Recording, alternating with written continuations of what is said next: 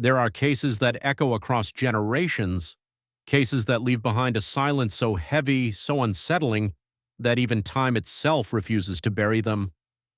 Cases involving children, small lives interrupted with no warning, no mercy, and no explanation. Tonight on Darkcasedesk, we revisit a mystery that haunted America for more than 6 decades. A case where a tiny girl was found in the Arizona desert, burned, abandoned, nameless, yet loved by a family who never stopped searching for her. A child the world only knew as Little Miss Nobody, until science and perseverance finally restored her identity.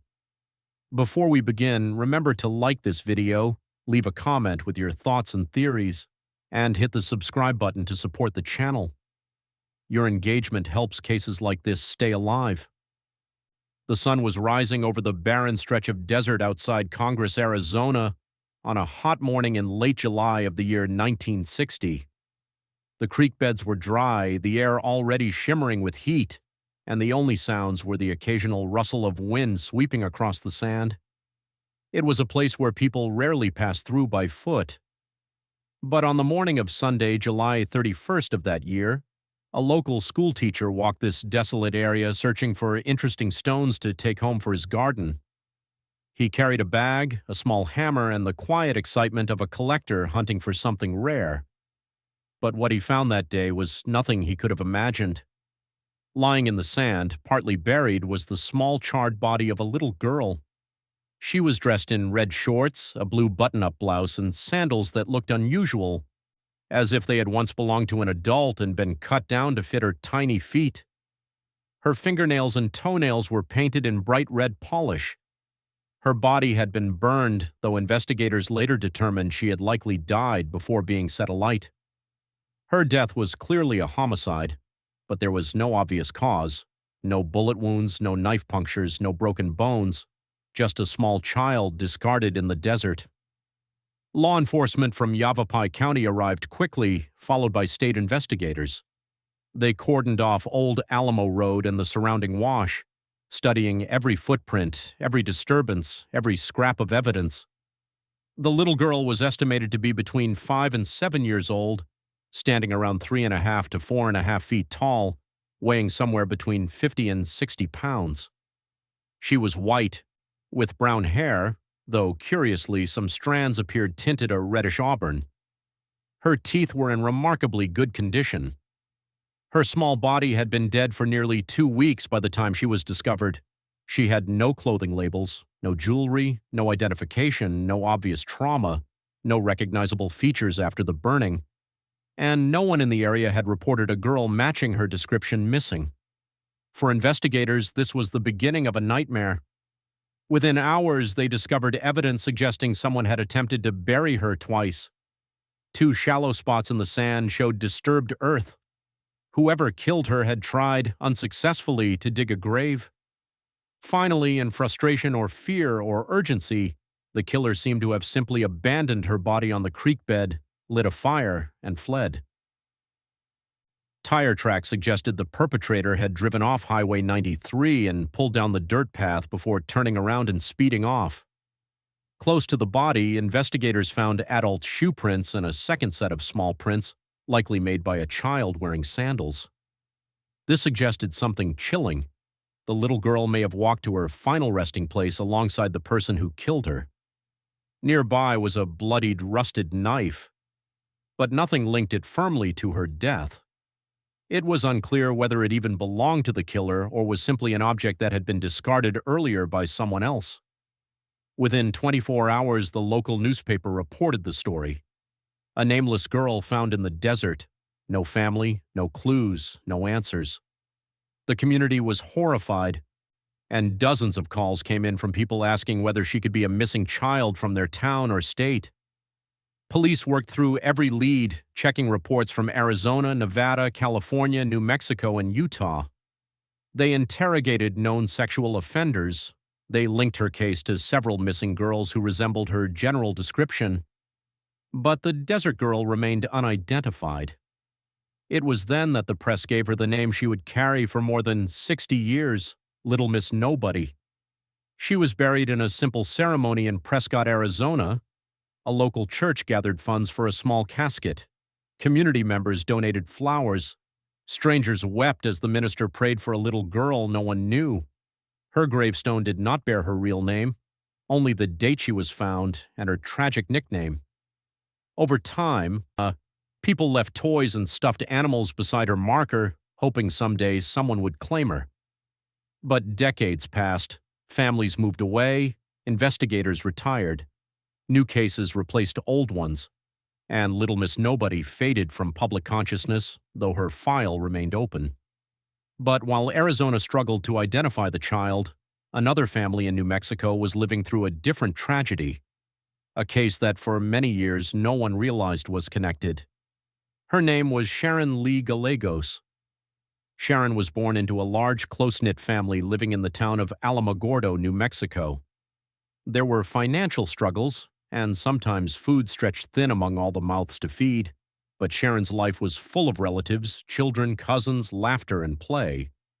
She was described as feisty yet sweet, bold yet kind, and she loved helping with small errands. At 4 years old, she was independent, spirited, and adored by siblings and cousins alike. But as the summer of 1960 arrived, something dark began to creep into Sharon's life, something even a 4-year-old could sense. Around mid-July of that year, several family members noticed a strange green car on their street. The vehicle, described as an older model Dodge or Plymouth sedan from around 1951 or 1952, was dirty, faded, and unfamiliar. Neighbors saw it idling near telephone poles.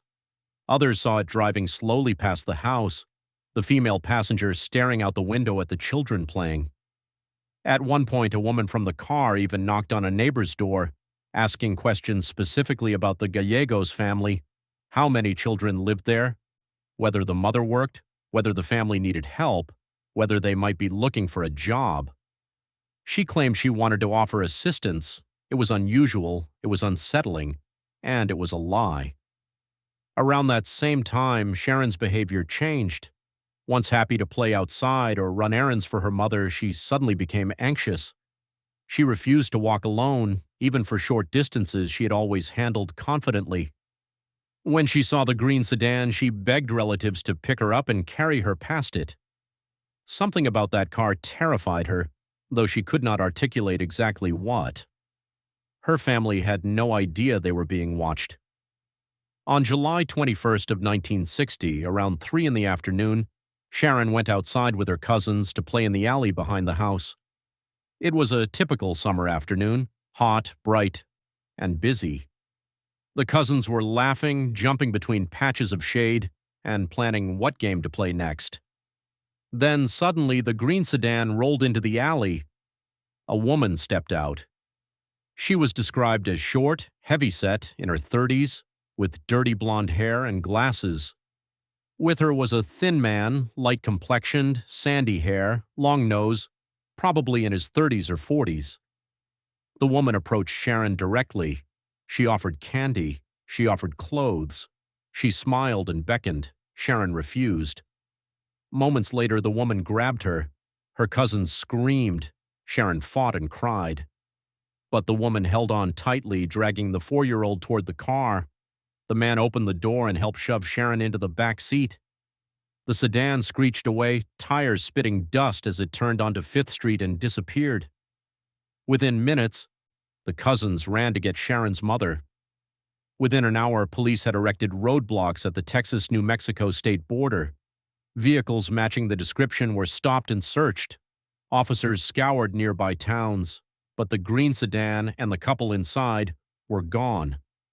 For Sharon's family, there was nothing left but grief, panic, and the desperate hope that their little girl would be found alive. They searched every day. They answered every call. They followed every lead. At church, people gathered to pray for her return. Her mother waited at the window for months, hoping Sharon might wander back home, holding her favorite doll or wearing a dress she had never seen before. But the days turned into years, and the case grew cold. Back in Arizona, Little Miss Nobody remained unidentified. And though investigators suspected early on that she might be Sharon, the ages did not match. Sharon was 4. The Jane Doe was believed to be between 5 and 7. Dental comparisons were attempted, but forensic science in 1960 was limited, nowhere near capable of the precision available today. Her clothing also did not match what Sharon was last seen wearing, further complicating the potential connection. Investigators dismissed the match. Sharon remained missing. Little Miss Nobody remained nameless, and so two tragedies existed in parallel, one in New Mexico, one in Arizona, two grieving families, two separate investigations, two little girls separated by nearly 300 miles of desert. It would take 62 years for the threads between them to finally be tied together. Over the following decades, the case of Little Miss Nobody refused to fade completely. Retired detectives, online sleuths, genealogists, and cold case volunteers kept returning to her file. Something about the image of a child abandoned in the desert, tiny, burned, nameless, pulled at people's hearts. In 2018, with new advancements in forensic extraction, investigators exhumed her remains. A small DNA sample was taken, analyzed, and preserved. Then, in 2022, another set of technological breakthroughs made the impossible possible. Advanced genealogical testing revealed the truth. Little Miss Nobody was not a stranger from a transient family. She was not from Arizona. She was not unidentified. She was Sharon Lee Gallegos, the 4-year-old abducted from Alamogordo, New Mexico in July of 1960.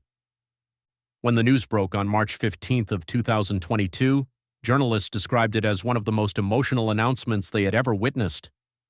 Sharon's living relatives gathered around a gravesite in Prescott where a little girl had been buried by strangers 6 decades earlier.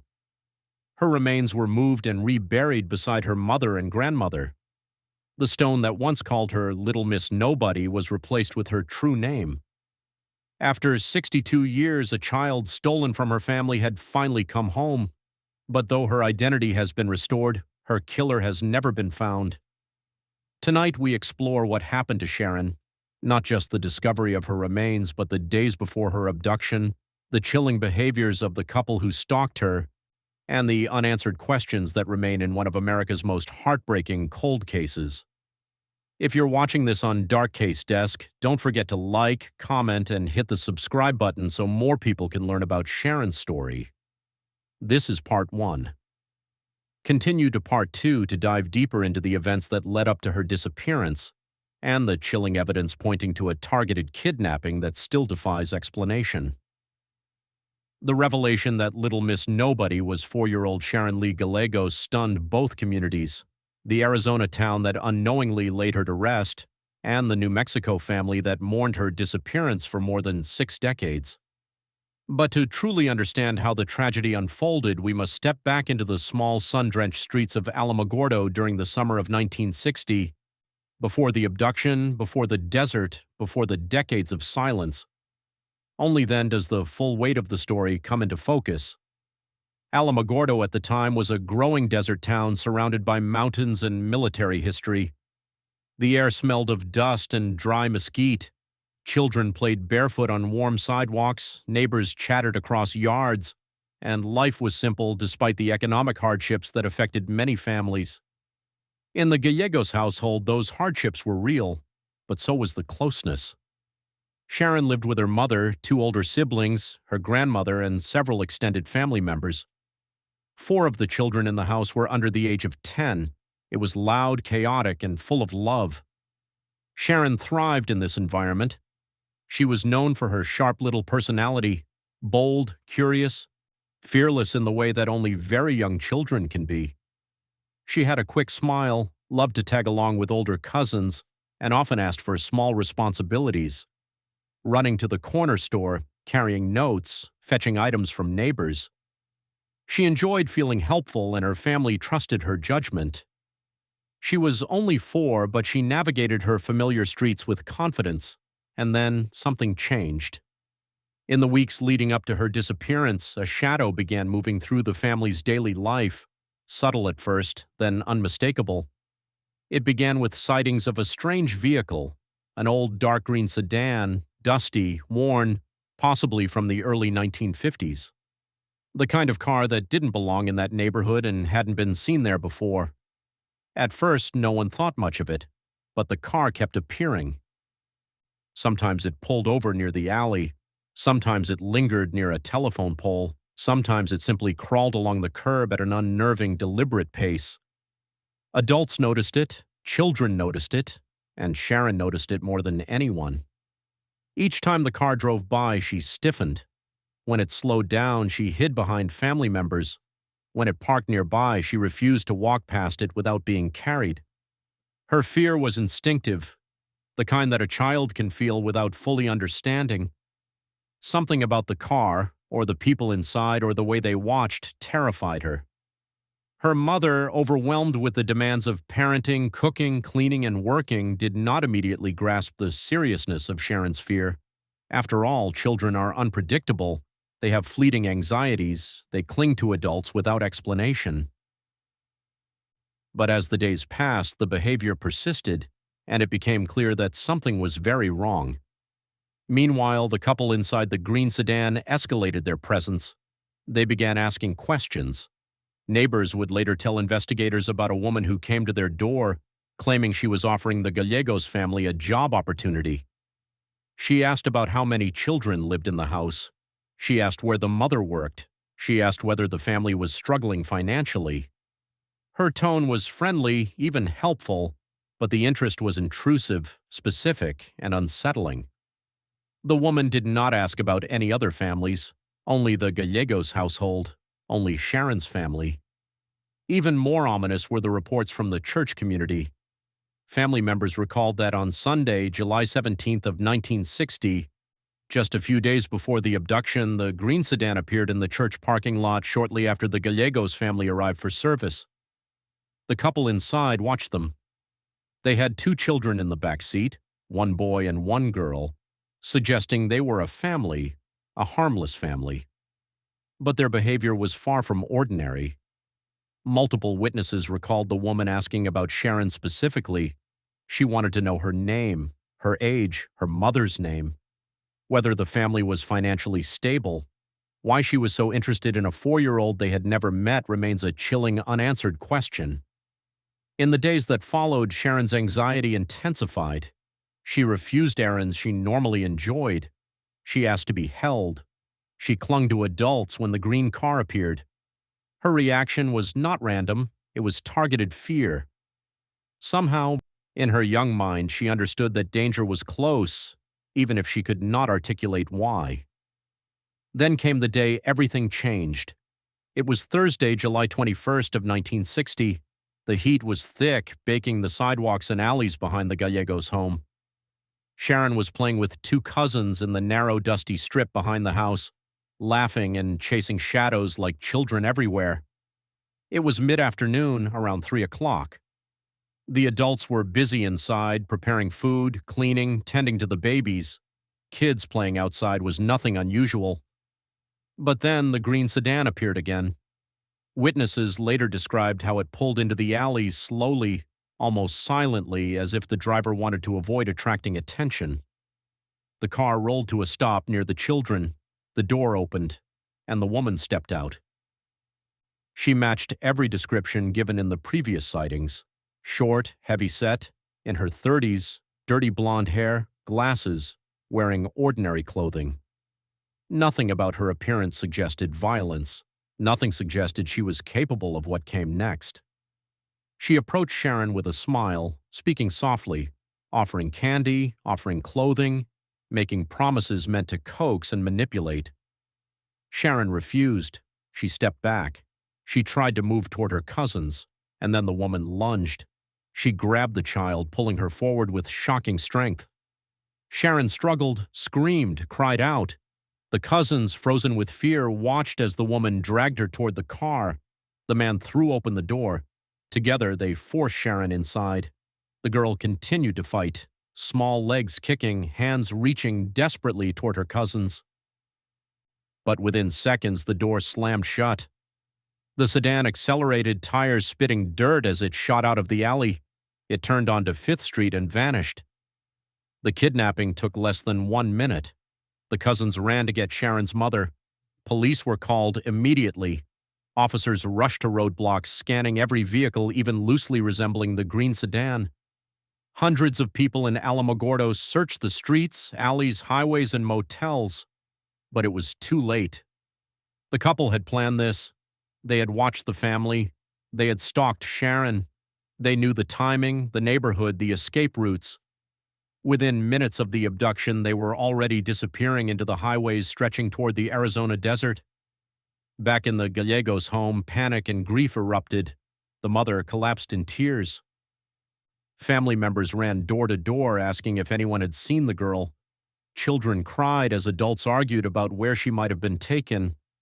Nobody in the community could understand why someone would kidnap a 4-year-old from a struggling family that had nothing to offer financially. This was not a crime for ransom.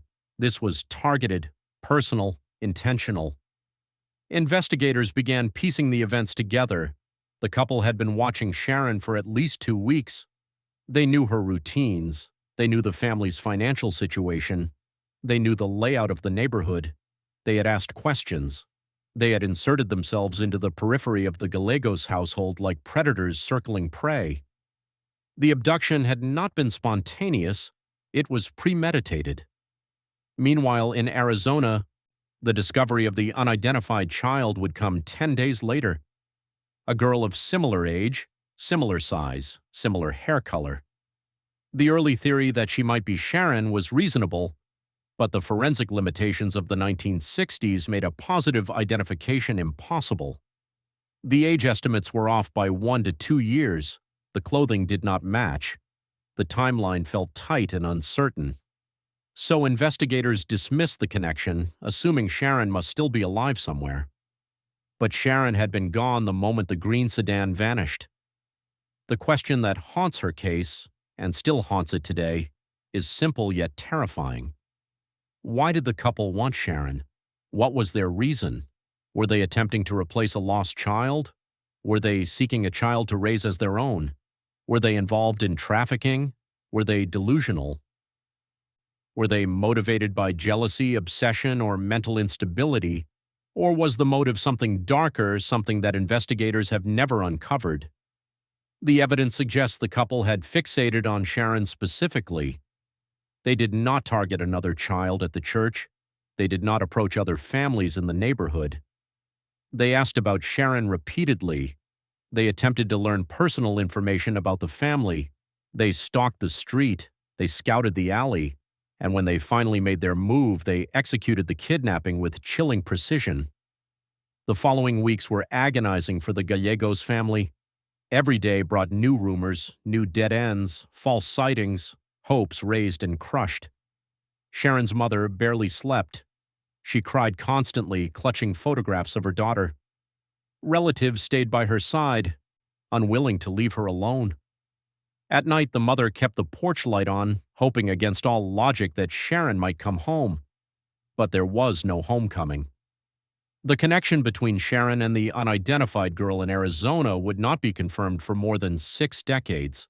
6 decades of unanswered questions, 6 decades of a mother who died, never knowing what happened. 6 decades of siblings who grew older while Sharon remained frozen in time at age 4. Tonight, we continue telling her story because stories like this demand to be remembered. If you're watching Dark Case Desk, make sure you like this video, leave a comment below, and hit the subscribe button so we can keep exploring cases that deserve justice. The days following Sharon's abduction moved with a strange, devastating rhythm. Every sunrise brought a new wave of hope, and every sunset sealed another day without answers. Residents throughout Alamogordo kept their porch lights burning for her. Strangers volunteered to knock on doors, check abandoned houses, and scan long desert stretches beside the road. The sense of urgency was so overwhelming that even those who had never met the Gallegos family shed tears at the thought of a 4-year-old taken by force. Police pursued every possible lead. They stopped green sedans in multiple counties, questioned dozens of drivers, and tracked down every report of a couple traveling with a young child. But nothing matched the precise descriptions given by Sharon's cousins. And as the days passed, investigators began to fear what many already suspected. that the couple had driven far from New Mexico, crossing state lines within hours, leaving almost no trail to follow. Inside the Gallegos home, grief and exhaustion wore on the family like a physical weight. Sharon's mother sat near the window each evening, watching the street where her daughter used to play. Family members tried to comfort her, but there was no comfort strong enough to silence a mother's unanswered questions. At night, she prayed that Sharon would somehow be found alive. During the day, she helped police retrace every moment leading up to the kidnapping, hoping there was some detail she might have overlooked. The community, desperate for resolution, clung to rumors. Some believed the kidnappers were driving toward Texas. Others whispered that the couple might be part of a traveling group passing through the region. One witness claimed to have seen a little girl who resembled Sharon at a gas station near the border, but each lead dissolved into nothing. Within 2 weeks, the frantic search began to slow. Officers continued following tips, but the certainty that Sharon was still nearby faded. The family refused to give up, but reality pressed in from all sides. There were no new sightings, no calls, no ransom, no trace of the green sedan. Then, 10 days after the kidnapping, in another state entirely, a schoolteacher stumbled across the charred body of a little girl in an Arizona desert wash. Because the timelines were close, Arizona authorities initially considered the possibility that the unidentified child could be Sharon. The height was similar, the weight was similar, the age range was close enough to raise eyebrows. But early forensic estimates were flawed. They believed the Jane Doe was older than Sharon, and the clothes didn't match. In a time before genetic testing, those small discrepancies were enough to push investigators away from the truth. So the two cases separated once again, one child missing, one child unidentified, as if fate had placed a wall between them. Back in New Mexico, the Gallegos family held on to hope even as the seasons shifted. Sharon's disappearance became a quiet wound that never healed. The green sedan never returned. The couple vanished from the world as quickly as they had entered the alley that day. And although no one knew it then, the little girl found in the Arizona desert had been Sharon all along. As the initial shock of Sharon's disappearance settled into long, aching uncertainty, the Gallegos family found themselves trapped in a cycle familiar to many families of missing children. Each morning began with the same question, would today bring an answer? And each night ended with the same painful silence. Without new information, they could only replay the moments before the abduction over and over, hoping that somewhere inside the memory was a clue. Sharon's older siblings struggled with guilt in ways children should never have to. They wondered if they should have kept her closer that day. They wondered if they could have screamed louder or run faster. They wondered why the kidnappers chose Sharon and not another child. Adults in the family tried to explain that none of them were to blame, but the weight of that day settled deep into each heart. Despite the circumstances, Alamogordo refused to let Sharon's story fade. Local newspapers continued printing updates, churches held prayer gatherings, teachers discussed safety with students. The disappearance had shaken the town in a way few events could. Parents kept their children closer, neighbors watched out for one another, and every so often someone driving along the highway would see a green car in the distance and wonder if it might be the one. Investigators believed strongly that the kidnappers were not strangers passing through. Their behavior suggested familiarity with the streets, the sights, and the daily patterns of the Gallegos family. They knew where Sharon played. They knew when her mother was busy. They knew she was small enough to overpower quickly. And they knew how to slip away without leaving a trace. But as weeks turned to months, the search radius expanded far beyond New Mexico. Flyers were distributed in Texas, Arizona, Colorado, California, and even parts of northern Mexico. The descriptions remained the same: a short, heavy-set woman with glasses, a thin man with sandy hair, and a dark green sedan from the early 1950s. No sightings ever led anywhere. Then, as often happens in long-term investigations, time took control. People moved, officers retired. Old leads became cold pages in a file cabinet. New crimes stole public attention. The world kept spinning, even though Sharon's story stayed frozen in the afternoon heat of that July day. Meanwhile, in Arizona, the unidentified little girl known as Little Miss Nobody became another mystery buried beneath decades of unanswered questions. Locals who visited her grave wondered about her final hours. Was she scared? Did she suffer? Who left her in the desert, and why? Her small gravestone, placed by compassionate strangers, became a symbol of a community that refused to let her be forgotten. Over the years, flowers wilting in the sunlight were replaced by teddy bears, crosses, and handwritten notes. Children growing up in Prescott learned her story in whispers. Some believe she had been lost by travelers. Others believe she was the victim of a violent crime, but no one knew her name. No one knew she had a family still searching for her. As forensic science slowly improved through the 1970s, 1980s, and 1990s, investigators occasionally revisited the Little Miss Nobody file. They compared her to new missing persons cases. They checked dental records when possible. They studied photographs of missing girls whose timelines overlapped. But the answers never came. Sharon remained missing. Little Miss Nobody remained unidentified. Two stories that belonged together remained separated by decades. And yet, in the quiet persistence of cold case work, a truth waited patiently beneath the surface, a truth that would only emerge when science, technology, and a new generation of investigators finally caught up to a crime committed long before DNA was understood. As the 1960s drew to a close, the case of Sharon Lee Gallegos settled into a painful quiet. Her family still hoped, still prayed, still imagined she might be found alive.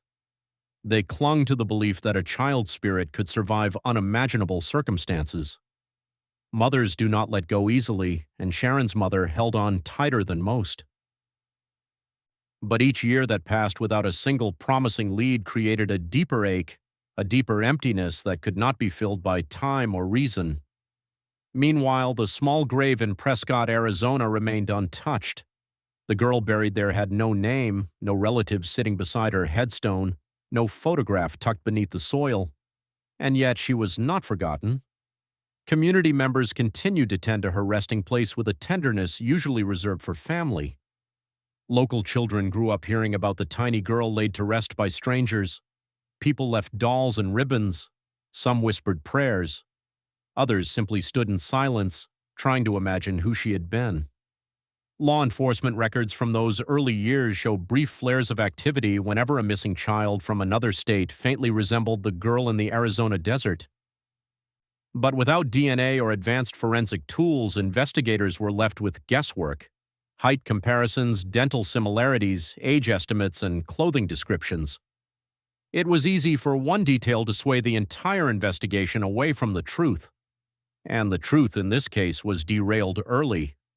Because the initial estimated age of Little Miss Nobody was believed to be between 5 and 7 years old, Sharon, who was only 4, was quickly removed from consideration. Back in those days, forensic anthropology had far fewer tools. Even a 1-year error in bone development analysis could mislead an entire investigation. That small miscalculation cost decades. The second mistake came from clothing. Sharon's relatives described the outfit she had been wearing at the time she was taken. When compared with the clothes found on the Jane Doe, investigators concluded they were simply too different. They did not consider the possibility, very common in child abductions, that the perpetrators had changed her clothes shortly after taking her. That assumption closed the door before it was ever truly open. Through the 1970s and 1980s, the two cases continued on completely separate paths. Sharon's family lived with a wound that never healed, and the community of Prescott lived with a mystery they could not solve. In New Mexico, Sharon's cousins grew into adults who still remembered the afternoon when the green sedan appeared and the world changed. In Arizona, children visiting the cemetery wondered who the girl under the stone had been and whether she had once played in their town or come from far away. By the early 2000s, the world had changed. DNA technology was no longer experimental. It was the backbone of modern forensic work. Genealogy was emerging as a groundbreaking field capable of solving cold cases previously thought impossible. Faces thought lost to time could now be reconstructed. and identities once buried beneath incomplete records could suddenly be restored. It was this era, this new frontier of science, that would finally bring Sharon home. But before answers could surface, one final step had to be taken: the exhumation of Little Miss Nobody. And that step was about to change everything. The decision to exhume the small, unidentified girl buried in Prescott was not made lightly. For decades, Little Miss Nobody had rested peacefully in her plot, visited by strangers who felt a strange, protective attachment to her memory.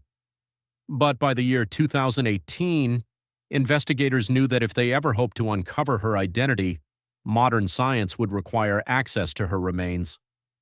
The grave, which had once symbolized closure for a compassionate community, now represented a door holding back long-buried answers. The exhumation was funded through support from the National Center for Missing and Exploited Children, whose mission includes restoring names and identities to forgotten victims. Local officers, forensic specialists, and a group of community members gathered quietly at the cemetery. Some had visited her grave since they were children. Others had only recently learned her story, but all shared the same emotion, a cautious hope that the truth might finally emerge. When the small casket was lifted from the soil, the mood was heavy but reverent. Officers treated the remains with the same level of respect and care they would offer any identified child. For many who stood there, the moment felt surreal, as if they were opening a chapter long closed, disturbing a stillness older than their own lives. But beneath that feeling was something else, something stronger. The belief that whatever answers were buried with this little girl were worth uncovering. A sample of bone material was taken and handed over to forensic specialists. Even then, there were no guarantees. After nearly 6 decades underground, DNA degradation was a very real possibility. Scientists were uncertain whether enough material could be extracted to create a viable genetic profile, yet the attempt had to be made. The story of Little Miss Nobody had gone on long enough without a voice, and surprisingly, the extraction succeeded. Fragments of DNA were captured, cleaned, and analyzed.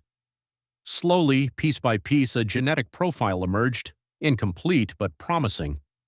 It was a fragile key, but one that could potentially unlock the decades-old mystery. This data was then compared against national databases, but no matches surfaced. Not a single parent, not a relative, not a sibling, nothing.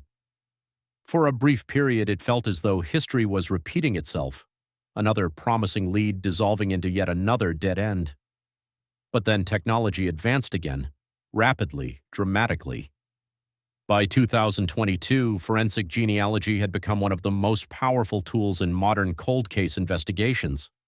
Through a combination of genetic mapping, ancestral research, and database cross-referencing, genealogists could trace distant relatives separated by multiple generations. Cases previously thought impossible were being solved one after another, and so the partial profile from Little Miss Nobody was entered into a genealogical system. Days passed, then weeks, then a pattern began to emerge: distant cousins, fractional matches, threads stretching across state lines. Genealogists built family trees, compared lineages, examined fragments of shared DNA, and finally narrowed the possibilities to one family. A family from New Mexico, a family who had once lost a little girl whose disappearance had haunted them for more than 60 years. The genealogist delivered the name quietly, respectfully, as the gravity of the discovery settled into the room. Little Miss Nobody was not an unidentified stranger. She was Sharon Lee Gallegos, and in that moment, two cases separated by time, distance, and assumptions finally became one. The announcement that Little Miss Nobody had finally been identified reverberated far beyond the quiet Arizona town where she had been buried. It spread through law enforcement circles, genealogical groups, and true crime communities with a mixture of relief, sorrow, and disbelief. For more than 6 decades, people had wondered who the small girl in the desert had been. Now they had their answer. The child whose face had haunted the case for generations was 4-year-old Sharon Lee Gallegos from Alamogordo, New Mexico, a child whose disappearance had once shaken her entire community. When the news reached Sharon's extended family, many of whom had grown old while waiting, the emotions were overwhelming. Some relatives broke down in tears, not only because the truth had finally emerged, but because the truth had taken so long. Sharon's mother had passed away without closure, taking her questions and her grief with her. Her older brother had grown up remembering the afternoon his sister was taken, always wondering what happened, always imagining possibilities that now, at last, had a definitive ending. The family gathered around old photo albums that had survived decades of moves, storms, and time. Pictures of Sharon, tiny smiles, bright eyes, chubby cheeks, resurfaced as if she had only just left the room. Memories long buried under the weight of years were suddenly vivid again.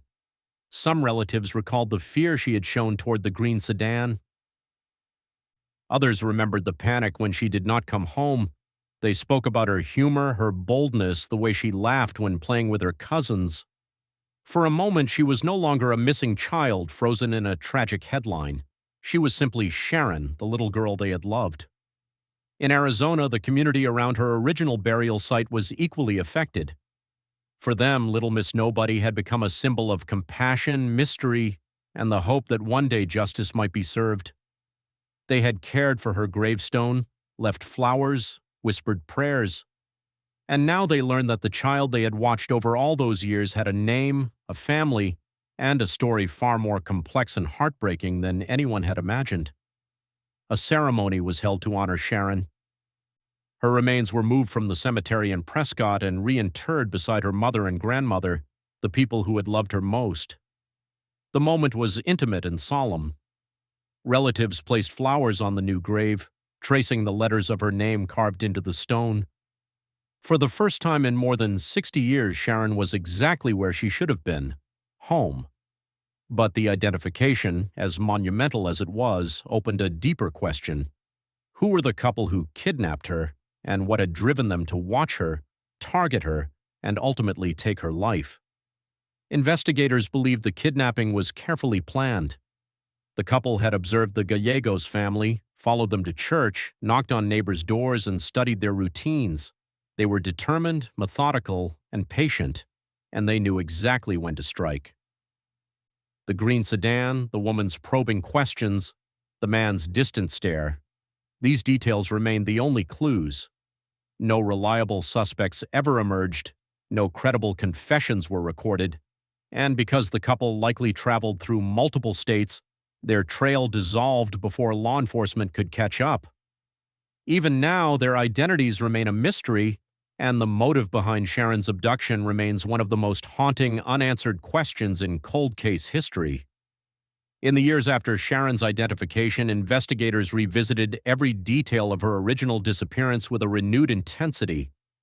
Now that the mystery of her identity had been solved, the remaining question, who abducted her, became sharper, clearer, and more urgent.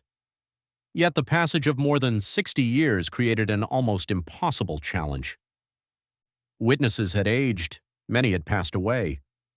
Memories had softened around the edges, and the couple who took her had likely long vanished from public records, if not from life itself. Still, the behavior of the kidnappers remained strikingly deliberate. They had begun watching Sharon weeks before the abduction. They observed her daily routine, the time she played outside, the moments when adults were distracted. They followed the family to church and asked questions about finances, suggesting they wanted to understand the household's vulnerabilities. And when they finally approached the children in the alley on that July afternoon, they acted with a level of confidence that indicated they had rehearsed the moment over and over in their minds. It was not impulsive, it was calculated. The woman who physically grabbed Sharon seemed to be the one in control, the one who spoke, the one who manipulated, the one who coaxed and then used force. The man accompanying her acted more quietly, opening the car door, helping restrain the child, and ensuring a quick escape. Their partnership was seamless, almost practiced. This raised troubling possibilities for investigators. Had they done this before? Had they attempted to take another child and failed? Were they seeking a child to replace one they had lost? Or were their intentions far more sinister? Sharon's fear in the days leading up to her abduction adds weight to these questions. It suggests she may have already encountered the couple, even briefly, and sensed that something was wrong. Children often perceive danger long before adults do, especially when it comes to strangers who display an unusual fixation. Her anxiety around the green sedan was not random, it was instinctive. Something about the pair had alarmed her deeply. Police reports from 1960 describe attempts to trace the vehicle, but cars of that era were common, and record-keeping lacked the precision of modern systems. A dark green Dodge or Plymouth sedan from the early 1950s could be found in countless towns across the Southwest. Without a license plate number, investigators were left searching for a ghost. Interviews with residents produced scattered, inconsistent sightings. Some claim the woman and man appeared to be a couple with their own children. Others believed the children in the backseat might have been kidnapped as well. There were even rumors that the pair traveled as part of a transient group, slipping easily across long stretches of desert highways where they could blend into anonymity. None of these leads ever solidified into a suspect. The most chilling aspect of Sharon's case is how quickly the kidnappers disappeared. In the span of 1 minute, they took a child from a busy neighborhood in broad daylight. Within hours, they evaded every roadblock. Within days, they crossed into another state.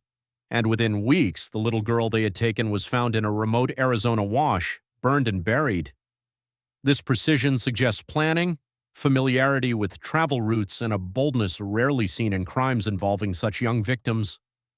And yet, despite their planning, they made one irreversible mistake, leaving behind a small body that, decades later, would speak through science. The confirmation that the girl in the Arizona desert was Sharon transformed the case from a mystery about identity into a mystery about motive and opportunity.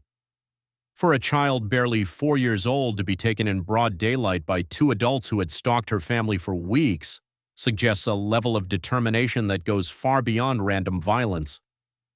It points toward a focused intent, one that has puzzled investigators for more than 6 decades. One of the most haunting unanswered questions is whether the couple already had children of their own, or whether the children seen in the back seat of the green sedan were themselves victims of earlier crimes. Several witnesses described a boy and a girl sitting quietly in the back of the car during earlier sightings. They were never identified. No missing persons reports were linked to them, and no additional remains connected to the couple have ever been found. Their presence adds another layer of darkness to the story. Were they complicit, frightened, taken from other families? Were they told to stay silent? The possibilities are unsettling and remain unresolved. Another angle investigators examined was whether the woman might have recently lost a child and sought to replace them. In some abduction cases involving young children, grief can distort judgment, driving individuals to irrational and dangerous acts. But if this were the motive, why target Sharon specifically? Why stalk her church, her home, and her routine? Why ask so many personal questions? Why watch her for weeks instead of acting impulsively? The behavior pointed less toward desperation and more toward obsession. The couple's movements on the day of the kidnapping also suggested familiarity with the area. They entered the alley quietly, knowing the exact moment the children would be unsupervised. They blocked the exit with their vehicle to prevent escape or interference. They worked quickly and left before neighbors fully understood what had happened. Their route away from the neighborhood avoided immediate traffic, using side streets that locals knew but visitors often missed. These were not strangers lost in a maze of unfamiliar roads. They were people who had studied the area closely. Authorities in Arizona later believed the couple drove west, crossing through remote stretches of desert before disposing of Sharon's body. The location where she was found, Sandwash Creek bed near Old Alamo Road, is not a place someone would discover by accident. It is quiet, isolated, and far from casual foot traffic. A person unfamiliar with the region likely would not choose it. This led some investigators to speculate that the couple had traveled through Arizona before, possibly many times, maybe even living in nearby towns during certain parts of the year. Whether they acted alone or as part of a larger network has never been established.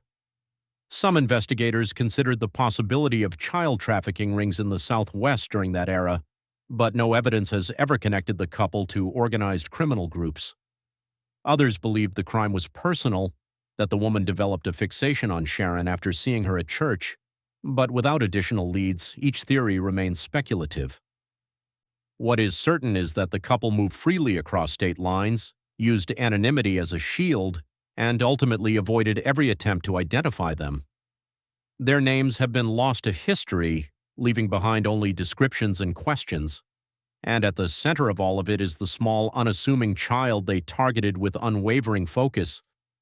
Sharon's kidnapping was not random. It was purposeful. It was planned. And the couple responsible left behind a trail so faint that even modern investigation has struggled to follow it. The identification of Sharon brought long-awaited closure to the question of who Little Miss Nobody was, but it also reignited a deeper, more painful realization. The couple who took her were never caught. Their motives were never explained. Their identities were never uncovered. And now, more than 6 decades later, the likelihood that either of them is still alive is very small. But even if they are gone, the shadows they left behind still stretch across 2 states, reminding investigators of how easily a child could vanish in an era before modern policing, before security cameras, before rapid communication across borders. In 2022, when authorities officially announced Sharon's identification, reporters and relatives gathered as investigators spoke about the significance of the moment.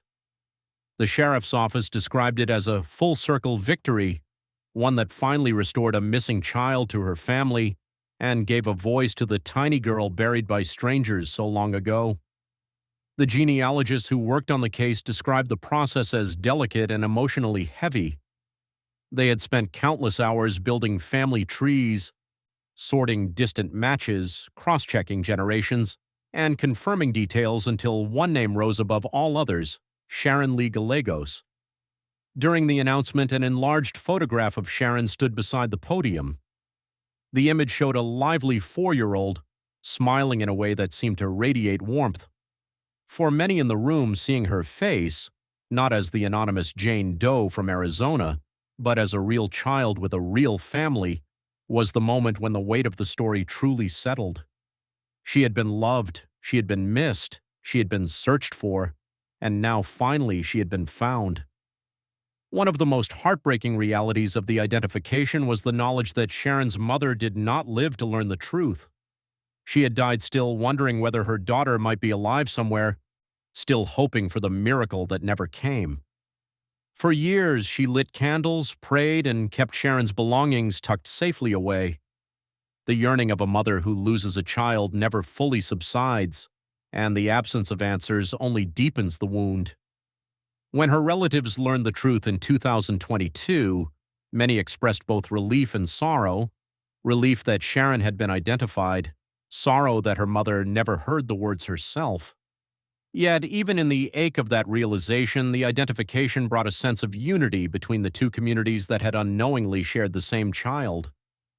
Residents of Prescott, who had tended to Sharon's grave for more than 60 years without knowing her name, spoke about feeling connected to her family in New Mexico, and in New Mexico, the family expressed gratitude to the strangers who had watched over her in their absence.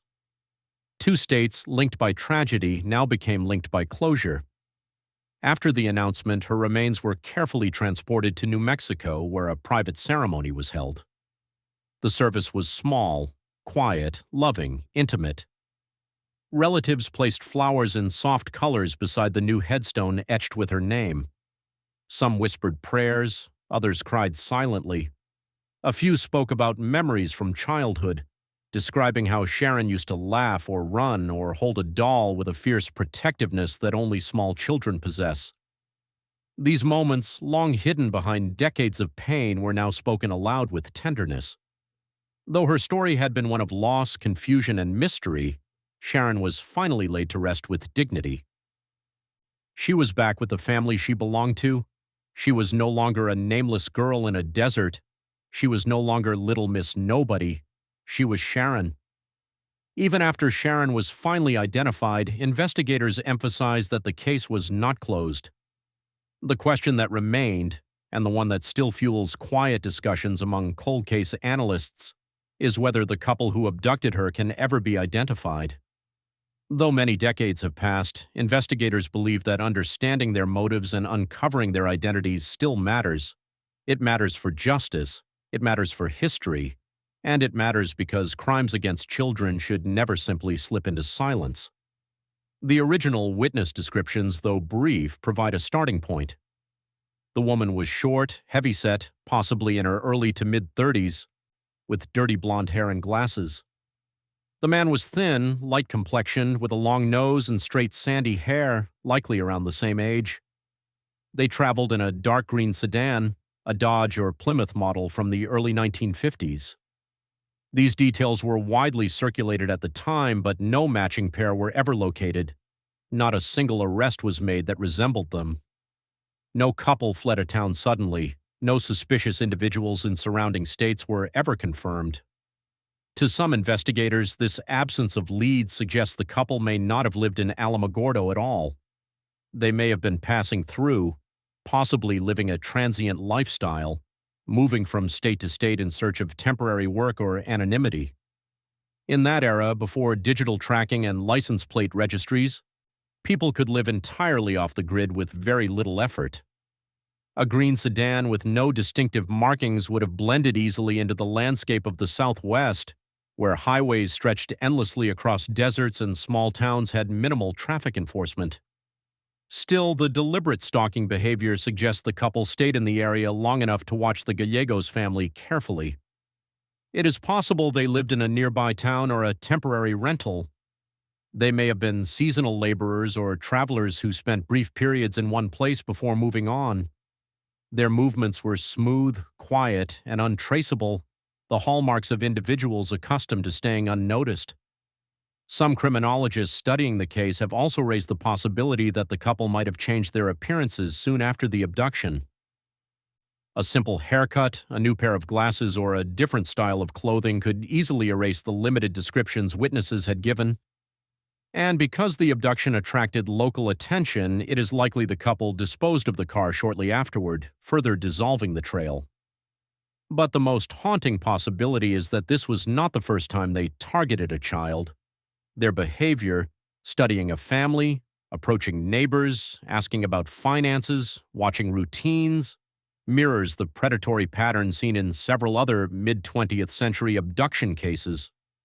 However, due to limited record-keeping and sparse interstate communication at the time, it is impossible to determine whether they were connected to other crimes.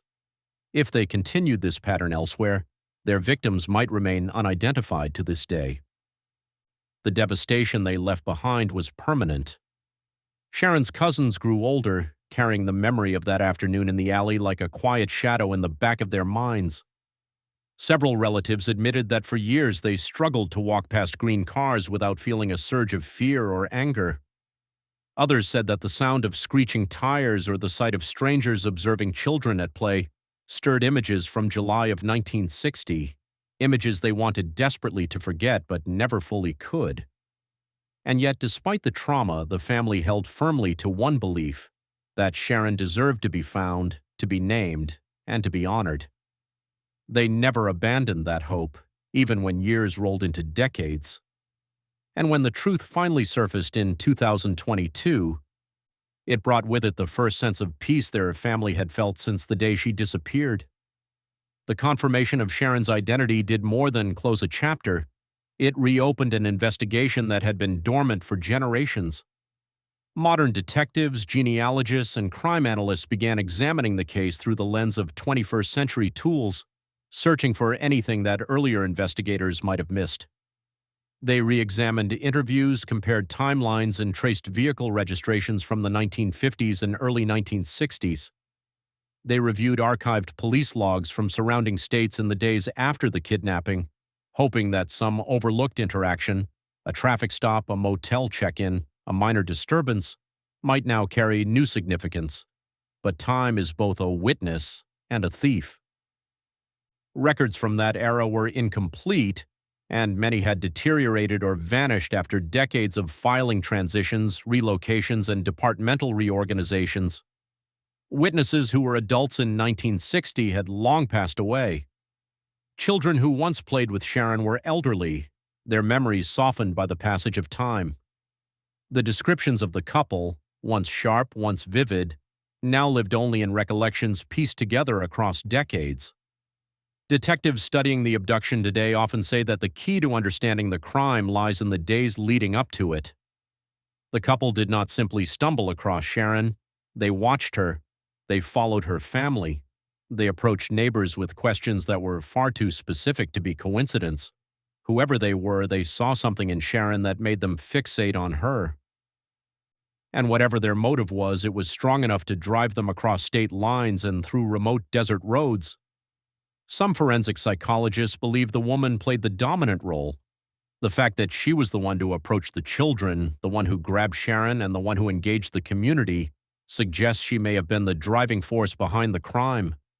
The man's quieter role, helping restrain Sharon, ensuring the door was opened, controlling the escape, fits the profile of an accomplice rather than a mastermind. If this is true, Sharon's abduction may have been rooted in the woman's emotional state. Perhaps she had lost a child. Perhaps she wanted one desperately. Perhaps she saw in Sharon a child who could fill a void that grief had carved into her life. The unsettling truth is that such motives, while rare, have appeared in similar abduction cases throughout modern history. But unlike the rare cases where a child is taken to be raised by someone else, Sharon's story did not end with survival.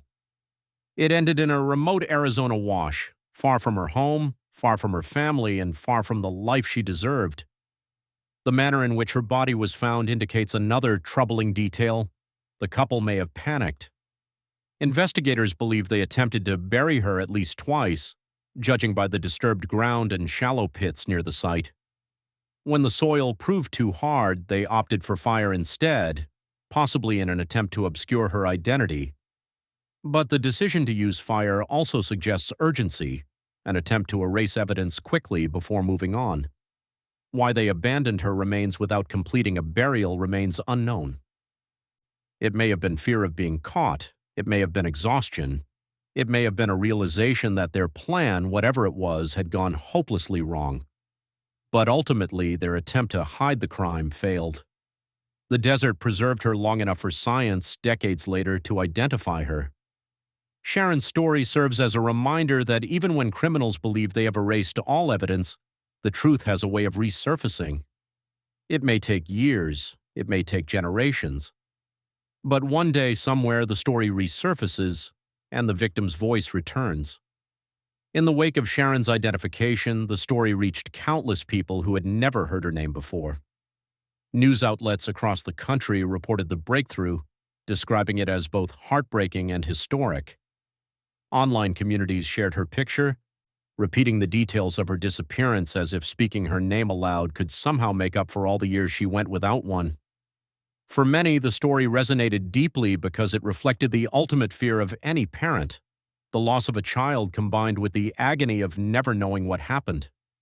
As journalists revisited the case, they interviewed relatives who had lived through the trauma. One cousin recalled how, for decades, the family preserved every photograph of Sharon, even as the edges yellowed and curled. They kept stories alive through memory. The way she used to giggle when her grandmother braided her hair, the way she insisted on holding her cousin's hands when crossing the street, the way she danced on the porch on warm evenings just to make the grown-ups laugh. These memories, once painful to revisit, became precious after her identification. They represented a small but powerful gift, the ability to speak about Sharon not as a mystery but as a daughter, a sister, a granddaughter. Meanwhile, law enforcement agencies encouraged anyone with information to come forward, even though the case was more than 6 decades old.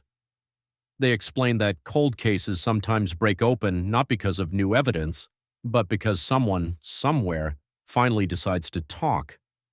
Perhaps a family member of the kidnappers remembered something they were told in childhood. Perhaps an old diary or letter existed in an attic box.